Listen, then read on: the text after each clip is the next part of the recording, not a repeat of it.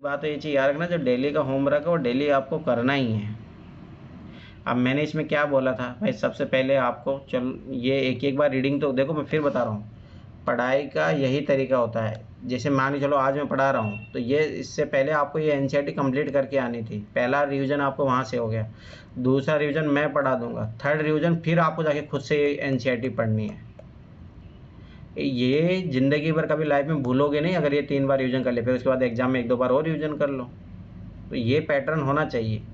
और इससे पहले मैंने क्या काम बोला था, 1993 से जाके 2025 तक सारे मॉडर्न हिस्ट्री के क्वेश्चन देखो। उसे क्या फ़ायदा मिलेगा भाई, ये एनसीईआरटी और मेंस के क्वेश्चन 2013 से लेके 2025 तक कि ये एनसीईआरटी मुझे प्री प्लस मेंस में क्या हेल्प कर रही है और मुझे क्या इनके अलावा कुछ एक्स्ट्रा पढ़ने की ज़रूरत है। फिर जब आप विपिन चंद्रा पढ़ोगे, विपिन चंद्रा पढ़ने के बाद में भी आपको आइडिया लगेगा कि हाँ ये मेरे लिए मोर देन सफिशिएंट है, दोनों के दोनों। हाँ एक आध दो क्वेश्चन इधर उधर आते हैं, उन क्वेश्चनों के लिए भी मैं तुम्हें नोट्स बना के दे दूंगा।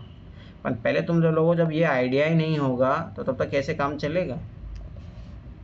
तो भाई जो काम देते जा रहा हूँ देखो, लापरवाही मत करने को मतलब ही नहीं है, फिर मैं ऐसे बढ़ जाऊँगा, ऐसे काम नहीं चलेगा। सीसीएट का जो काम दे रहा हूँ डेली डेली करो, इधर इसका मॉडर्न हिस्ट्री का काम मिलेगा और डेली करना है, ऐसे काम चलेगा ही नहीं। आप खुद ही बताओ ऐसे क्या मतलब है,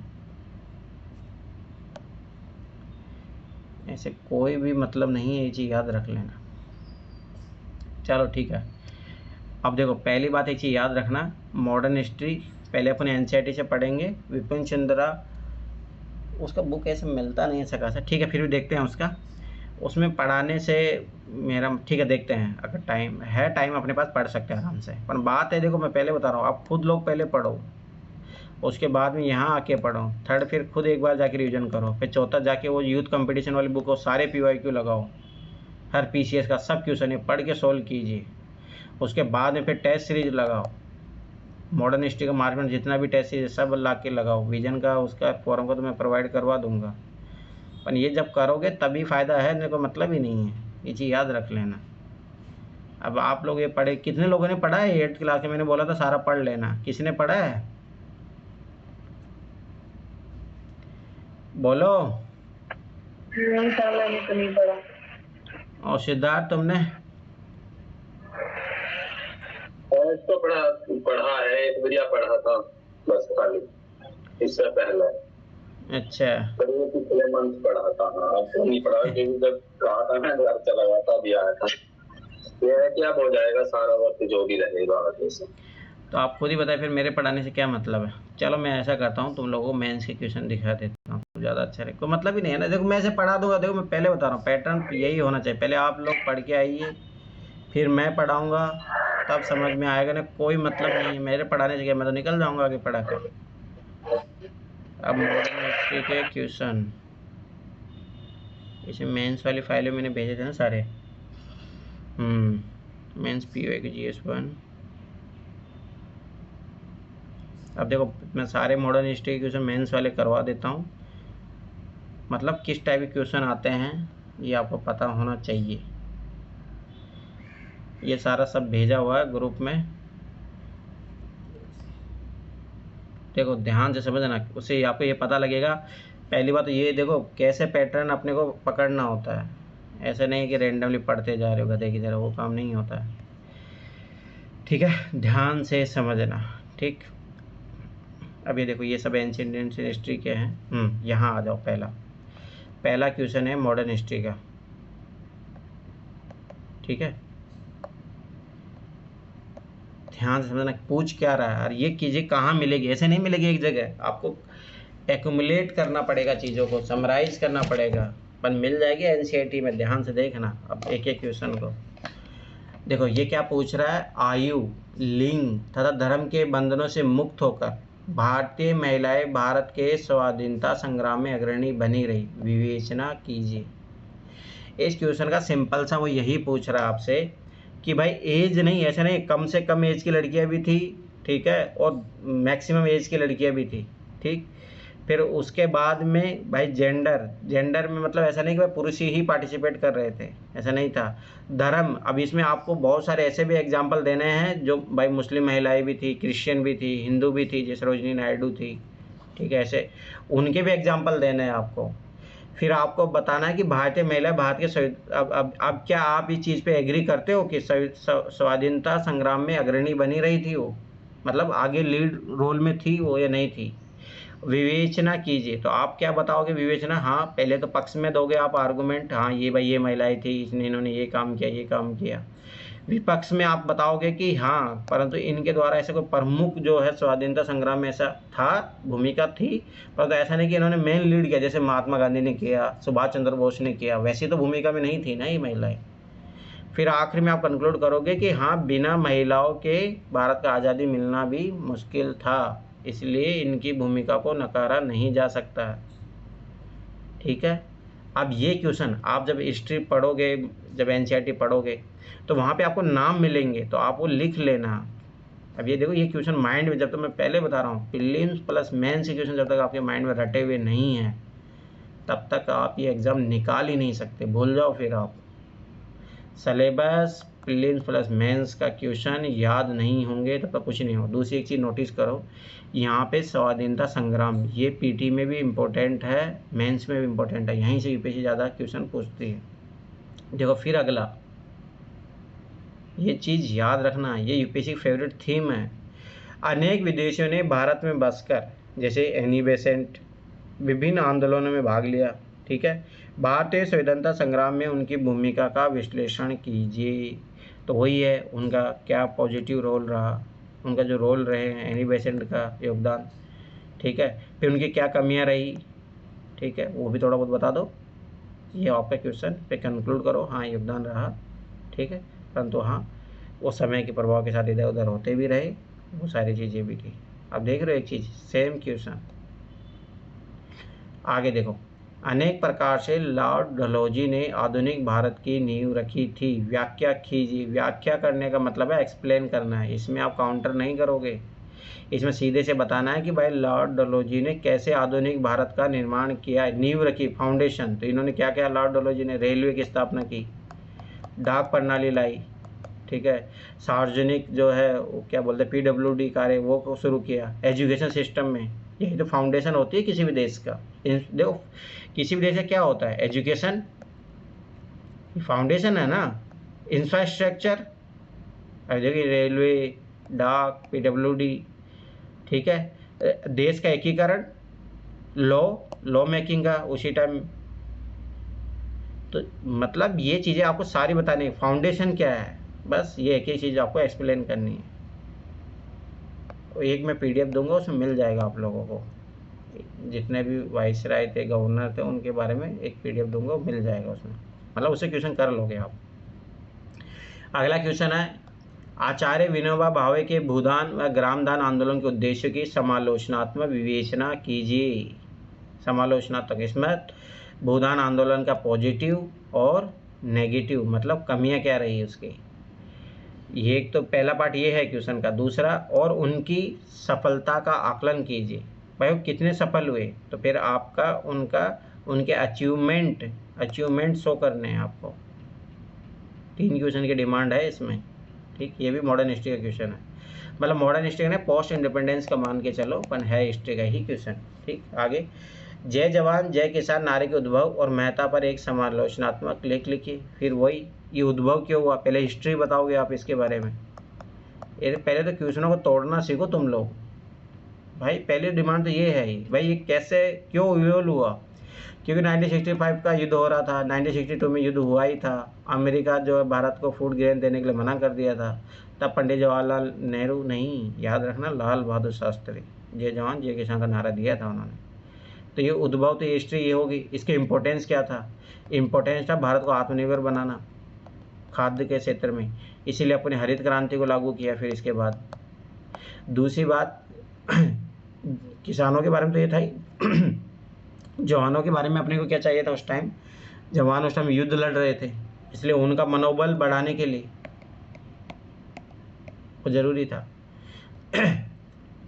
अब आप इसकी इम्पोर्टेंस जब बताओगे तो पॉजिटिव तो बताओगे ये सारी चीज़ें, फिर उसके बाद में कुछ कमियां भी बताओगे। ठीक है, समालोचनात्मक बोला है तो याद रखना इसमें नेगेटिव पॉइंट भी आएगा। अगला, स्वतंत्रता पूर्व व स्वतंत्रता उपरांत भारत में मौलाना अब्दुल कलाम आज़ाद के योगदानों की देखो, ये आपकी वजह से ज्योतिबा फूले का पूछ लिया। अरे लिखा है, जाके मेंस में पढ़िए, मैं पढ़ के बता रहा हूँ, ध्यान से सुनना। सिलेबस क्या लिखा है मॉडर्न हिस्ट्री का? पहला लिखा 18वीं सदी के लगभग मध्य से लेकर वर्तमान समय तक का आधुनिक भारतीय इतिहास, महत्वपूर्ण घटनाएं, व्यक्तित्व, विषय, ये सब सारे क्वेश्चन वहीं से हैं। उसके बाद में अगला लिखा है स्वतंत्रता के पश्चात देश के अंदर एकीकरण और पुनर्गठन। तो ये चीज़ यार रखने, इंपॉर्टेंट पर्सनैलिटी वाला क्वेश्चन है ये सारे के सारे। आचार्य विनोबा भावे, सब अब की बार भी आया, ये ज्योतिबा फुले का है। ठीक, ये है पोस्ट इंडिपेंडेंस का क्वेश्चन। ये भी उन परिस्थितियों का विश्लेषण कीजिए जिनके कारण वर्ष 1966 में ताशकंद समझौता हुआ, समझौते की विशिष्टताओं की विवेचना कीजिए। तो पहले तो वो बताना पड़ेगा भाई किस कारण से हुआ। तो वही 65 में युद्ध हुआ था, फिर वहाँ बुलाया गया था, रशिया के द्वारा मेडिटेशन हुआ था, याद रखना ये चीज़। ठीक, फिर ये ताशकंद समझौता हुआ, फिर इसकी विशेषताएं क्या थी, उस टाइम भारत कितना ऑक्यूपाई कर लिया था, क्या था उसका, फिर क्या प्रभाव रहा आगे। अब ये देखो, ये भी पोस्ट इंडिपेंडेंस का है। उन परिस्थितियों का समालोचनात्मक परीक्षण कीजिए जिनके कारण भारत को बांग्लादेश के उदय में निर्णायक भूमिका का निर्वहन करना पड़ा। तो वही सेम चीज़, वहाँ पे मुजीबुर रहमान के लीडरशिप में वहाँ पे आंदोलन चल रहा था। फिर वहाँ से क्या हुआ कि फिर पाकिस्तान आर्मी जो है वहाँ पे लोगों को मारती है, तो लोग यहाँ से माइग्रेट करके भारत में आते हैं, तो वो चीज़ें और ख़तरनाक होती जा रही थी। भारत की इंटरनल सिक्योरिटी के लिए मुद्दा बन गया था, तब जाके भारत फिर इंटरफेयर करता है। तो ये सारी चीज़ें आएगी, फिल्में देख लेना। ठीक है, ये वर्ल्ड हिस्ट्री का है, ये वर्ल्ड हिस्ट्री का है, ये वर्ल्ड हिस्ट्री का है, ये वर्ल्ड हिस्ट्री का है, ये इंडियन सोसाइटी के हैं फिर सारे क्वेश्चन, ये ज्योग्राफी के हैं, ज्योग्राफी समझ में आया। तो ये चीज़ देखो, मॉडर्न हिस्ट्री कितने क्वेश्चन आते हैं याद रखना। मॉडर्न हिस्ट्री लगभग 40-50 नंबर क्वेश्चन वेटेज हमेशा रहता है। ठीक है, अब ये देखो, ये जैसे आप स्टार्टिंग का पहला चैप्टर उधर विपिन चंद्रा में पढ़ोगे ना, तो वहाँ पे है पानीपत का तीसरा युद्ध 1761 में लड़ा गया था। ये मॉडर्न हिस्ट्री का ही क्वेश्चन है, याद रखना ये चीज़। क्या कारण है कि इतनी अधिक साम्राज्य परंपरागत लड़ाइयाँ पानीपत में ही लड़ी गई थी? अब पानीपत याद रखना इंडिया का इंट्रिंग है, मतलब जो दिल्ली पे है शासन के लिए अगर आपको करना तो यहाँ से ही। फिर दूसरी बात, एक बड़ा ये मैदानी क्षेत्र है, तो इस कारण से यहाँ पे अगर लड़ाई लड़नी है तो आपको यहीं पे आना पड़ेगा। ठीक, तो मतलब उस टाइप से आपको बताना है क्या है जो भी है। सूफी और मध्यकालीन रहस्यवादी सिद्ध पुरुष संत, अब ये आएगा समाजवादी सुधार वाला जो चैप्टर पढ़ोगे आप विपिन चंद्रा में, वहाँ पे है ये। हिंदू मुसलमान समाज के धार्मिक विचारों की रीतियों या उनकी बाह्य संरचना पर्याप्त सीमा तक रूपांतरित करने में विफल रहे। अब याद रखना, सूफियों के बारे में मध्यकालीन रहस्यवादी सिद्ध पुरुष टिप्पणी कीजिए, तो ऐसा नहीं है किया है भाई, अच्छा खासा किया है, इसमें सब आएंगे, रेदा सब, आप जिसके बारे में आप जानते हो सबके बारे में लिख सकते हो यहाँ पे आप। पर यहाँ याद रखना मध्यकालीन रहस्यवादी सिद्ध और सूफी संत, तो ये चीज़ याद रखना, आपको उनके बारे में बताना उनका क्या योगदान रहा है। ऐसा नहीं कि कमियाँ रही, फिर आप बताओगे हाँ फिर वो भी चीज़ रहा, इसमें कुछ कमियाँ भी रही।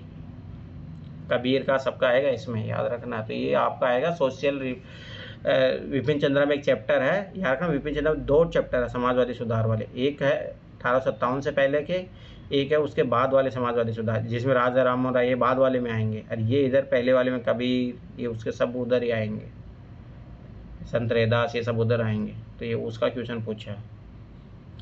बाद में 18वीं शताब्दी के मध्य से मतलब 1750 से स्वतंत्रता तक अंग्रेजों की मतलब 1947 की आर्थिक नीतियों के विभिन्न पक्षों का समालोचनात्मक, फिर वही 3 इसमें आएगी। उनका सबसे पहले क्या सिद्धांत था? पहले तो इनका था भाई यहाँ से कच्चा माल लेके जाओ, फिर बाद में इन्होंने यहीं पे इंडस्ट्रियलाइजेशन किया था। ऐसे 3 प्रकार के आते हैं, तो उनका पॉजिटिव और नेगेटिव बताओगे। अब देखो ये क्वेश्चन अगर आपने कर लिया होता तो 2024 में जो PYQ आया है वो आप डायरेक्ट ये क्वेश्चन सोल्व कर सकते हो। ये है PYQ का फ़ायदा। किस प्रकार से नौसैनिक विद्रोह में भारत में अंग्रेजी नौसैनिक विद्रोह मतलब 1857 की क्रांति। ठीक, ये मतलब वहाँ से शुरू होता है 1857 की क्रांति से और ख़त्म होता है 1945 या 46 में होता है। याद करो, तलवार जो नाव थी वहाँ पे विद्रोह जो होता है। ये बोल रहा है किन प्रकार से नौसैनिक विद्रोह भारत में अंग्रेजी औपनिवेशिक नेताओं से 100 पेटिका में लगी अंतिम कील साबित। तो स्टार्टिंग यहाँ से होती है और ख़त्म होती है यहाँ पे।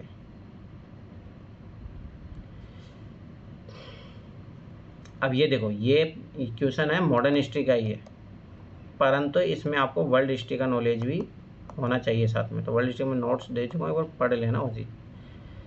अब इसमें यह है कि भाई कैसे जो है विश्व में घटित कौन सी मुख्य राजनीतिक, आर्थिक और सामाजिक गतिविधियों ने भारत में उपनिवेश विरोधी संघर्ष को प्रेरित किया। तो सबसे पहले राजनीति कहाँ आएगा, फ्रांस की क्रांति, उसने समानता इसकी बात की। ठीक, सामाजिक गतिविधियाँ रूस में समानता की बात। अब ये क्वेश्चन है ना, यही मैं फिर बार बता रहा हूँ, ये किसी भी दुनिया का है ना, कोई सा भी बुक बना लो, कभी नहीं मिलेगा ये डायरेक्ट आंसर आप लोगों को किसी भी बुक में। इन क्वेश्चनों को आप सोल्व कर सकते हो जब आप मॉडर्न हिस्ट्री को समझोगे प्लस वर्ल्ड हिस्ट्री को समझोगे आप साथ में, तब जाके ये क्वेश्चन सोल्व कर पाओगे, ना कभी नहीं सोल्व कर सकते इन क्वेश्चनों को। और ऐसा नहीं कि कोई ज्ञाता बनना है, ऐसा कुछ ही नहीं है। बस ये चीज़ आपको सोचो कि भाई कौन कौन सी घटनाएं हो रही, आर्थिक कौन सी चीज़ें घटनाएं हुई, भाई औद्योगिकरण हुआ, औद्योगिकरण के कारण उपनिवेशीकरण हुआ, उपनिवेशीकरण की सबाई सी बात है, फिर भारत को यहाँ पे गुलाम, आर्थिक गुलाम बनाया जा रहा था, तो सबाई सी बात है भारत ने फिर ऐसा किया, तो विश्व में कहाँ कहाँ हो रहा था। तो बस वही चीज़ आपको लिखनी है यहाँ पे। फिर सबसे बड़ी चीज़ होती है कि यूरोप को ऐसा था सिद्धांत कि यूरोप कभी हारता ही नहीं है, पर जापान ने उनको हरा दिया, रशिया को। 1905 का ऐसा युद्ध होता है उसमें, 1905, हाँ 1905 के समथिंग। तो पहली बार ये भ्रांति टूटी कि भाई यूरोप भी हार सकता है, तो ये चीज़ें पे भारत में भी संघर्ष को बढ़ावा दिया। इसलिए बता दो, यूपीएससी जो क्वेश्चन ड्रॉ करती है उसमें ये है आपका, आप चीज़ों को कैसे समेट सकते हो, वो काम करता है। अब ये देखिए वर्ल्ड हिस्ट्री का है, ये वर्ल्ड हिस्ट्री का है, ये सब इंडियन सोसाइटी के हैं। फिर इसीलिए मैं फिर बारह बता रहा हूँ, PYQ करो, सिलेबस पे कमांड करो, कुछ भी नहीं जाए, एक क्वेश्चन भी बाहर नहीं जाएगा। ये सब ज्योग्राफी के क्वेश्चन है। जब तक PYQ आपको पता ही नहीं होगा तो क्या ही करोगे। अब देखो, महात्मा गांधी के बिना भारत की स्वतंत्र उपलब्धि कितनी भिन्न हुई होती। सवाल की बात है कि अहिंसा के आधार पर जो आज़ादी मिली वो तो नहीं मिलती, मिलती भी अगर तो बहुत लोगों की मौत के बाद मिलती।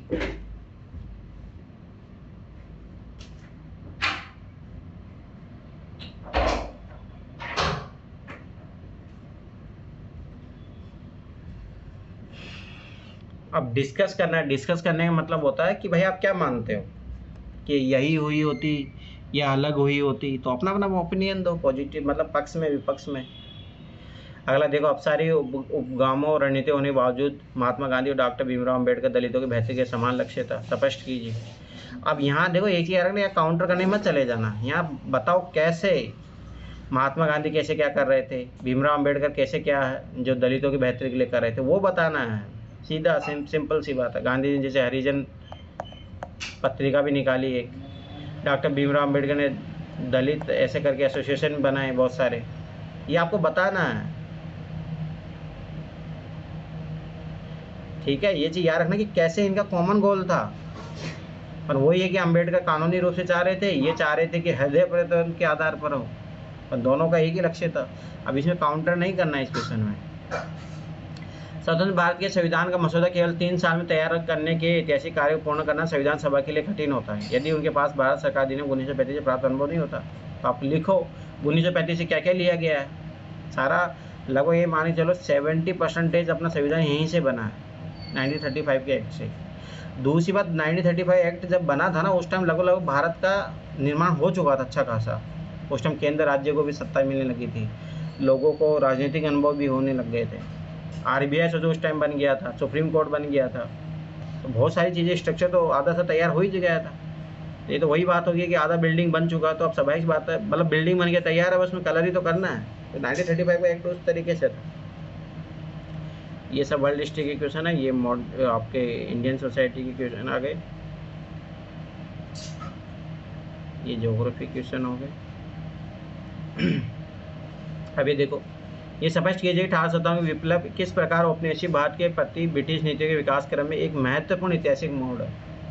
अब आपको बताना पड़ेगा कि भाई 1857 की क्रांति के बाद में उनकी जो पॉलिसी वो कैसे चेंज हुई। अब पहले तो याद रखो कि गवर्नर होता था, उसके बाद वाइसराय आया, पहली बात। दूसरी बात, एक चीज़ याद रखना, जैसे पहले चलता था पिट्स इंडिया एक्ट, ये सारी चीज़ें, फिर क्या चलने लगे, भारत शासन अधिनियम, ये चलने लगे। ठीक है, दूसरी बात, उन्होंने क्या किया, हस्तक्षेप की नीति को त्याग कर दिया। अब उसके बाद में वो इंटरनल मामलों में कोई दखलंदाजी नहीं करते थे, क्योंकि उनको पता लगा ना उन्होंने क्यों कारण क्या क्या कारण रहे, उसे एनालिसिस किया जब। अब ये क्वेश्चन देखो, मैं फिर बता रहा हूँ, ये सब मिलेंगे आपको, ये विपिन चंद्रा में डायरेक्ट आपको आंसर मिल जाएगा इस क्वेश्चन का। पर अगला, स्वतंत्रता संग्राम में विशेष तौर पर गांधीवादी चरण के दौरान महिलाओं की, देखो ये वही सेम क्वेश्चन। अगर आपने 2013 का PYQ कर लिया होता तो ये PYQ आराम से हो जाता।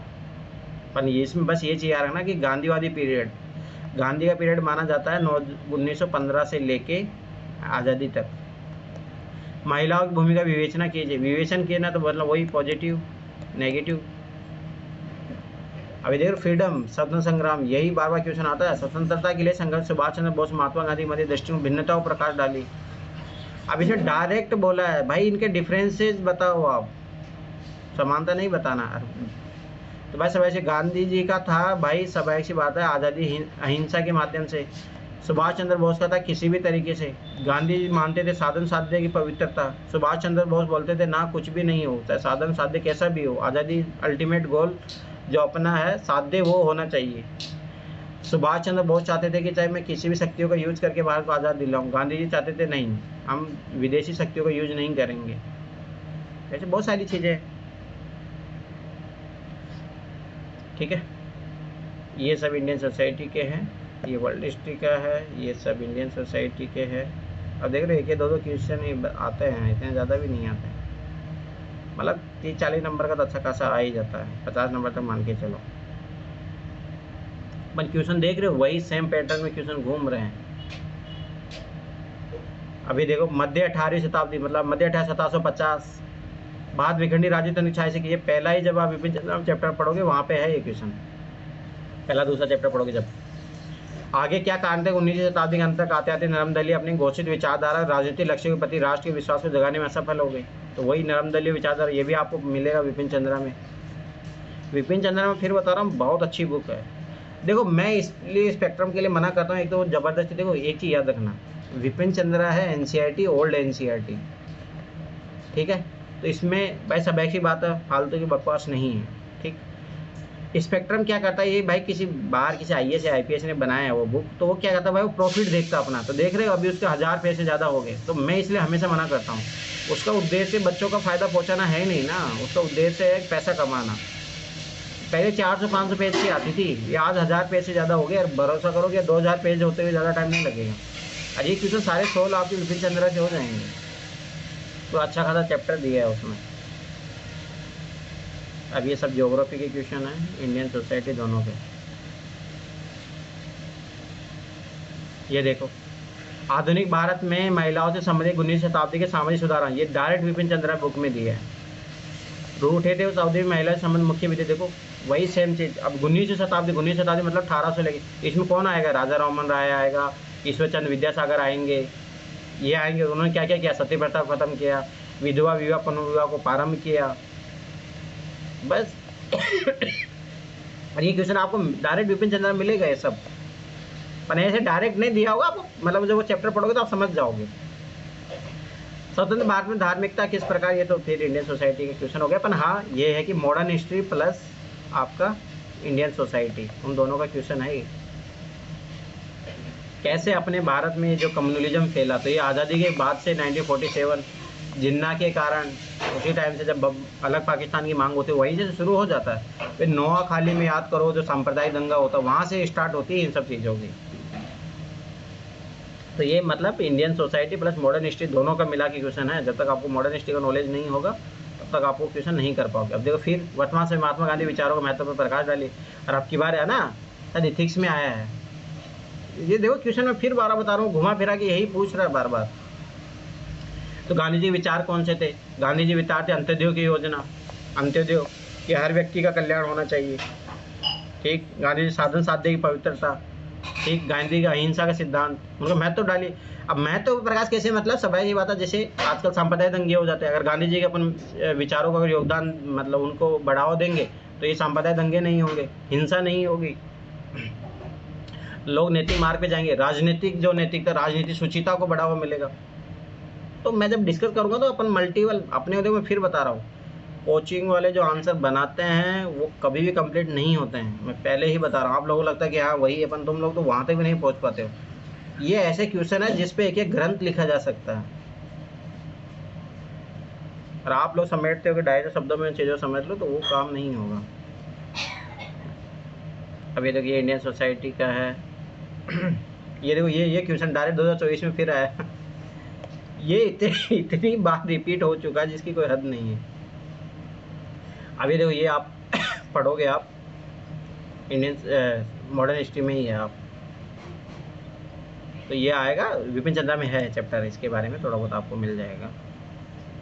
अच्छा भैया एक चीज बताओ, जैसा आप ये क्वेश्चन बता रहे हो, तो क्वेश्चन अब आपने जैसे क्वेश्चन लिखा दिया, तो आप मतलब आप कराओगे, किस तरीके से कराओगे, थोड़ा मुझे बताओ। देखो, पहले अपन क्या करेंगे, जैसे एनसीईआरटी में पढ़ाऊंगा, ठीक है।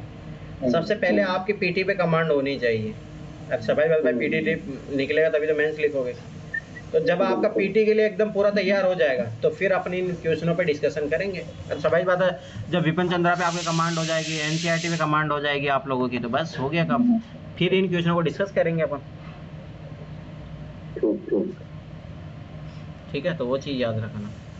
अभी देखो, अंग्रेज किस कारण बाहर से करारबद्ध श्रमिक अन्य उपनिवेशों में ले गए थे, क्या वे वहाँ अपनी सांस्कृतिक पहचान प्रसिद्ध रखने। अब देखो, ये थोड़ा modern history plus Indian society. देखो, मैं फिर बता रहा हूँ आपको, अलग अलग नॉलेज तो आप ऐसे कर ही नहीं सकते तैयारी, आपको जब तक इंटीग्रेटेड नॉलेज नहीं है आपके पास, तो यूपीएससी क्वेश्चन सोल्व कर ही नहीं पाओगे आप।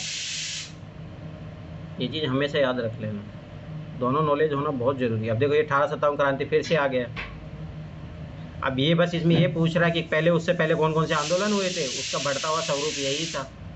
अब देखो, ये सारा विपिन चंद्रा मिल जाएगा, ये भी मिल जाएगा आपको विपिन चंद्रा में, ठीक। 19वीं शताब्दी भारतीय पुनः जागरण, ये भी विपिन चंद्रा में मिल जाएगा। राष्ट्रीय पहचान के उद्भव और मध्य संलग्नता का परीक्षण कीजिए, कि कैसे भारतीय पुनः जागरण हुआ और इसके कारण कैसे नेशनल आइडेंटिटी का उद्भव हुआ, और कैसे इसके कारण जो है स्वाभाविक सी बात है। देखो, दोनों चीज़ साथ में चलेगी, मतलब पूछ ही यही रहा है, क्या ये दोनों भारतीय पुनः जागरण हुआ फिर राष्ट्रीय पहचान हुआ, या फिर राष्ट्रीय पहचान के कारण भारतीय पुनः जागरण हुआ। तो ये दोनों चीज़ है अपन। ये मैं फिर बता रहा हूँ, ये क्वेश्चन जो है विपिन चंद्रा ने आपको अपन ये है कि ऐसे नहीं, आपको 3-4 बार जब रिवीजन करोगे, इंटीग्रेटेड नॉलेज होगा, जब आके आराम से बना पाओगे आप।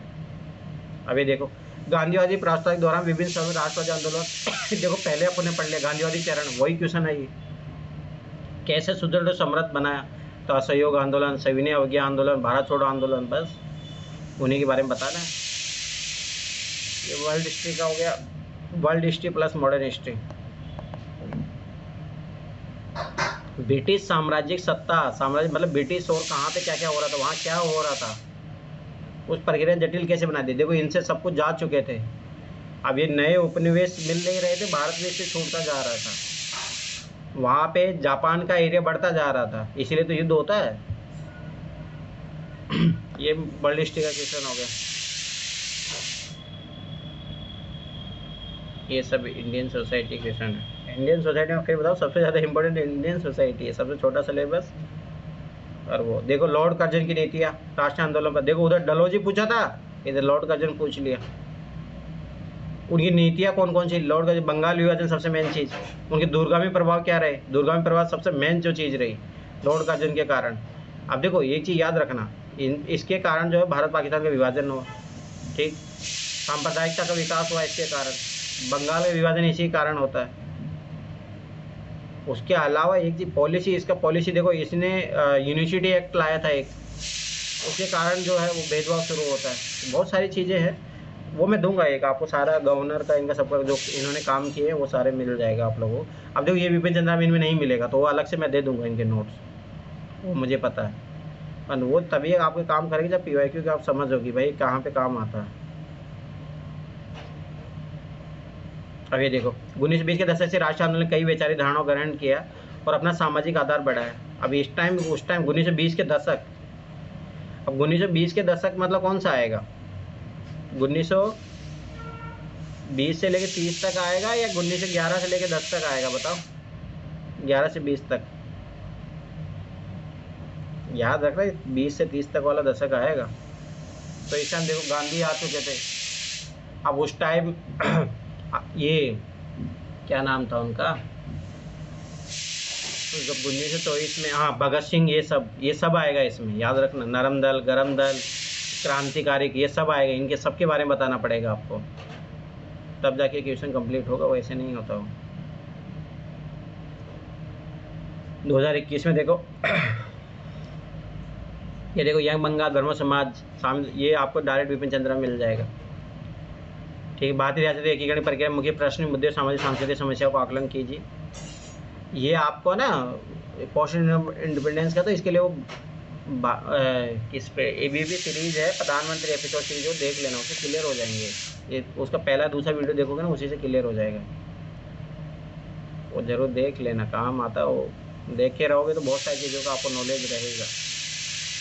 ये देखो, नरमपंथी भूमि ने किस माता व्यापक स्वतंत्र आंदोलन का आधार तैयार किया, तो भाई इन्होंने फाउंडेशन, दादा भाई नौरोजी, ये सब इन्होंने तो फाउंडेशन तैयार किया था, नरमपंथी यही थे। गरमपंथी में तो लाल बाल पाल थे। असहयोग आंदोलन, सैनिक आंदोलन द्वारा महात्मा गांधी रचनात्मक कार्य स्पष्ट कीजिए। भाई अब यही देखो, ये क्वेश्चन डायरेक्ट देखो, गांधी जी कितना क्वेश्चन पूछ लिया उसने।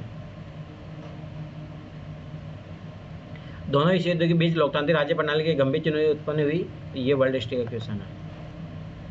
क्योंकि क्या होता है, याद करो, फर्स्ट वर्ल्ड वॉर के बाद मुसोलिनी, हिटलर, इनका जन्म होता है, तो ये कारण है। तो उसमें लोकतांत्रिक प्रोसेस खत्म हो जाती है ना, फ्रांस में खत्म हो जाती है, यूरोप पूरा एकदम विखंडित हो जाता है, तो ये वर्ल्ड हिस्ट्री का क्वेश्चन है।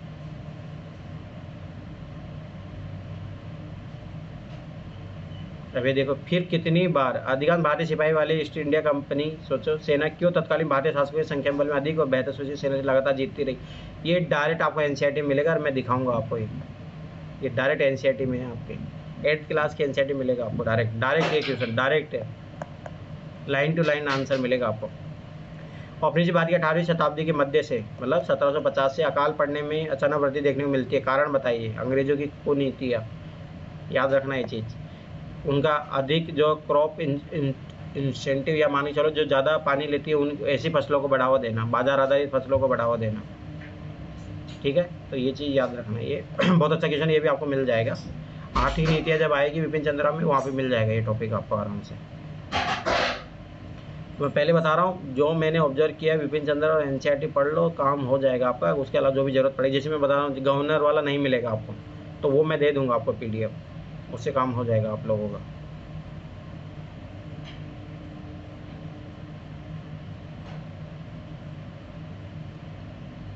बार बार देखो, फिर वापस महात्मा गांधी, रविंद्रनाथ टैगोर में शिक्षा और राष्ट्रवाद के प्रति सोच में अंतर। अब ये कहीं नहीं मिलेगा आपको, अपन इनके बारे में आपको पढ़ना पड़ेगा, इंपॉर्टेंट पर्सनालिटी के बारे में। जैसे रविंद्रनाथ टैगोर, याद रखो, शांति निकेतन है वो, ठीक है।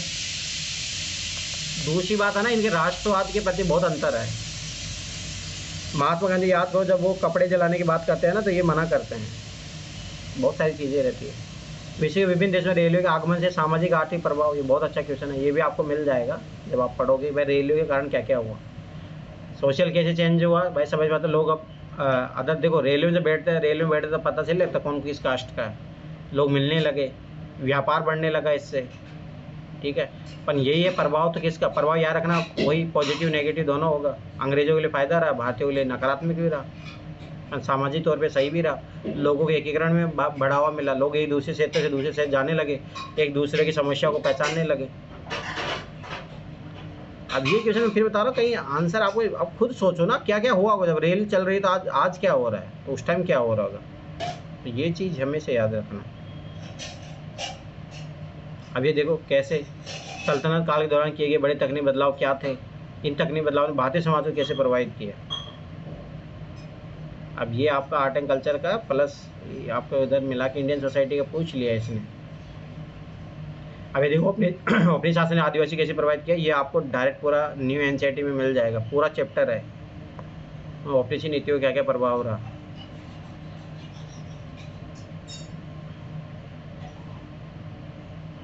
ये देखो, पोस्ट इंडिपेंडेंस का है, कैसे याद को देखो, उधर आया था जय जवान जय किसान, ये वही सिमिलर टाइप से क्वेश्चन है, ये बिल्कुल भी अंतर नहीं है उसमें। अगर आप उसके कॉन्सेप्ट देखोगे, उसमें जो पूछा वही सब कुछ है। अब ये देखो, 2024 का क्वेश्चन है। अब इसमें देखो, वे कौन सी घटनाएं जिनके कारण भारत छोड़ो आंदोलन शुरू हुआ, इनके परिणामों को स्पष्ट कीजिए। डायरेक्ट क्वेश्चन अगर आप देखो, सोचो, उधर गांधी जी बारे में पहले ही पूछ लिया था उन्होंने, अगला क्वेश्चन एक और आएगा अभी।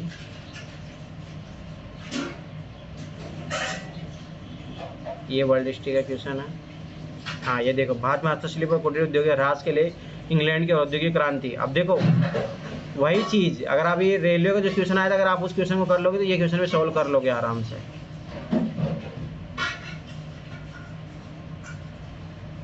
तो देखो मैं फिर 12 बता रहा हूँ, 2024 अभी 2025 का क्वेश्चन भी देख लो। 2025 कहाँ, इधर तो नहीं मिलेगा अभी। मतलब मेरा कहने का मतलब है ये चीज़ समझो, क्वेश्चन आज भी उसी रेंज में है। ऐसा नहीं है कि यूपीएससी कुछ अलग ही पूछ रहा है, ऐसा बिल्कुल भी नहीं है। क्वेश्चन आज भी वही है, पर वही है, आपको समझना पड़ेगा क्वेश्चन को। मैं फिर बार बता रहा हूँ, पीटी के क्वेश्चन में जाके देखो, इसे क्या पता लगा। देखो क्या क्या, एक तो इंपॉर्टेंट पर्सनैलिटी के बारे में यूपीएससी क्वेश्चन पूछ रहा है, गांधी के बारे में तो हमेशा पूछ ही रहा है, ठीक है, साथ में इंपॉर्टेंट पर्सनैलिटी को लेके चल रहा है। अभी देखो, अकबर के धार्मिक समन्वयता के प्रमुख पहलों का परीक्षण कीजिए। जब विपिन चंद्रा में आप स्टार्टिंग में पढ़ोगे, ठीक है। अरे नई एनसीईआरटी में दिया है ये, अब की बार न्यू एनसीईआरटी में ये क्वेश्चन पूछा ही था, कॉन्ट्राडिक्शन हुआ ना अभी नई एनसीईआरटी में, अकबर का नेगेटिव सच्ची भी वो बताया, ठीक है।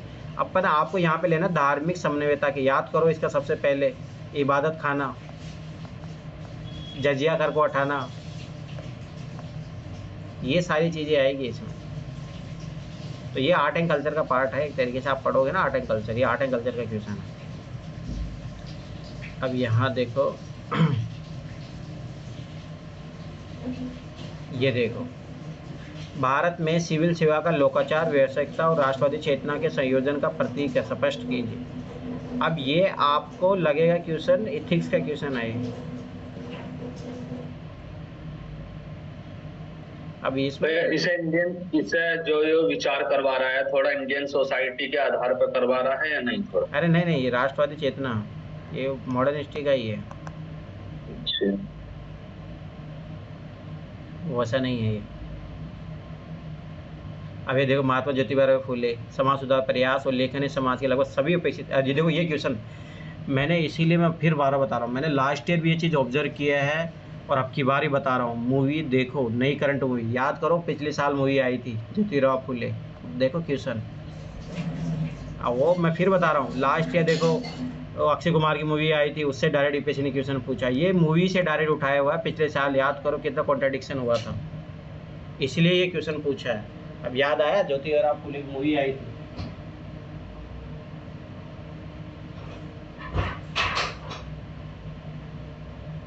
इसलिए ये क्वेश्चन पूछा है। मैं फिर बता रहा हूँ, करंट में जिया करो, क्या देश दुनिया में घट रहा है, कौन सी मूवी आ रही है, कौन सा कॉन्ट्राडिक्शन हो रहा है, क्या हो रहा है, ये क्वेश्चन उस कारण से पूछा गया है। अकबर वाला क्वेश्चन पूछा गया क्योंकि एनसीईआरटी में अकबर को लेकर डिस्प्यूट था। इस तरीके से क्वेश्चनों को जब पकड़ोगे ना तो आपको पता लग जाएगा। अब ये क्वेश्चन पहले भी आ चुका पीवाईक्यू में, तो क्वेश्चनों को पकड़ना सीखो भाई, क्यों क्वेश्चन पूछ रहा है यूपीएससी। अब देखो ये क्वेश्चन क्यों पूछा, क्योंकि अभी आईआर को लेके, जैसे भारत पाकिस्तान में युद्ध हुआ तो फिर आईआर में भाई लोगों को वो लगा, अंतर्राष्ट्रीय संबंध भारत के कमज़ोर हो रहे हैं। यहाँ पे साफ बोल दिया कि राज्य तंत्र, अर्थव्यवस्था, शिक्षा और अंतर्राष्ट्रीय संबंधों के विषय में आज़ादी के प्रारंभिक काल में भारत के सुदृढ़ीकरण की प्रक्रिया को रेखांकित कीजिए। अब ये क्वेश्चन उस कॉन्टेक्स्ट में बना है। ये वर्ल्ड हिस्ट्री का हो गया, ये ज्योग्राफी के हैं।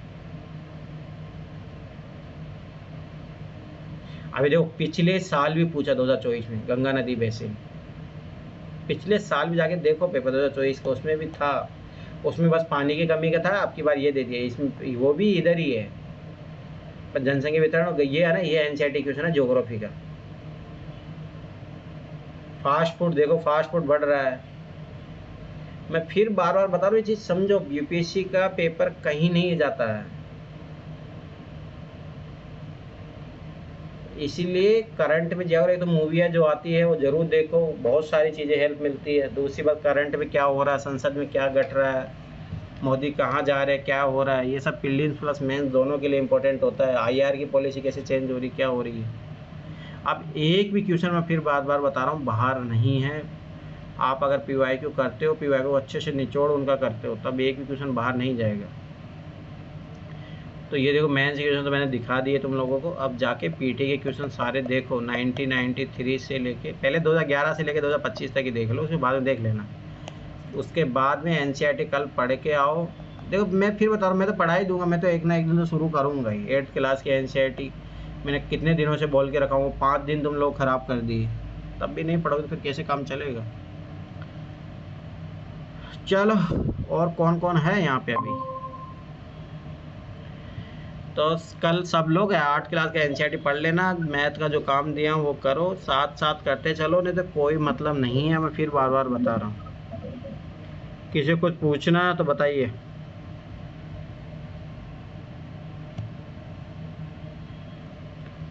बोलो बोलो। चलो ठीक है, फिर कल मिलते हैं 8 बजे।